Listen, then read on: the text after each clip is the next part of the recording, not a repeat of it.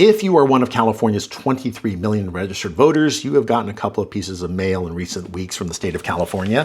First came this. This is the voter's guide for the special election that's being held on Tuesday, November 4th.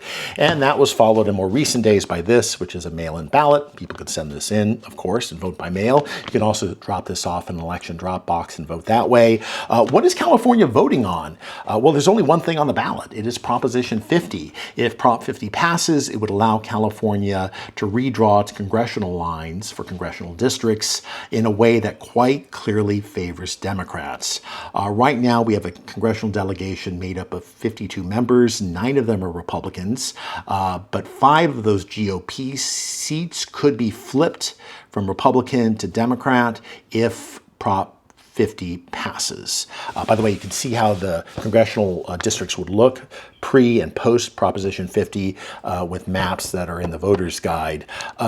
Why is California doing this nakedly partisan thing? Well, it's in response to a nakedly partisan thing done by Texas, where the legislature earlier this year approved the redrawing of congressional lines there before next year's elections to Congress in a way that would favor Republicans. And this was done in Texas at the request of Donald Trump. Proposition 50 is California's response to that, with Governor Gavin Newsom here saying that fire has to be fought with fire and that what's at stake here is democracy itself. If you want to participate in this election, you can mail in your ballot, as we discussed earlier, or drop it off at an election drop box. You can also vote in person. In 29 California counties, you can vote in person 10 days before the election at vote centers. And of course, you can vote everywhere in the state on election day at your local polling place or vote center. Polling places close at 8 o'clock in the evening on Tuesday, November 4th.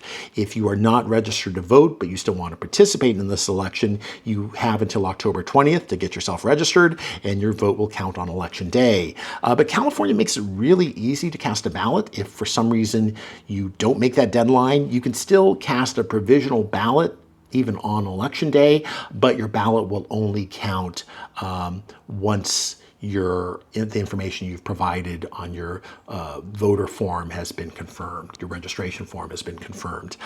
If you want more information about Proposition 50 and the pros and cons of it, check out the website below. You can also get information on the mechanics of voting here in California.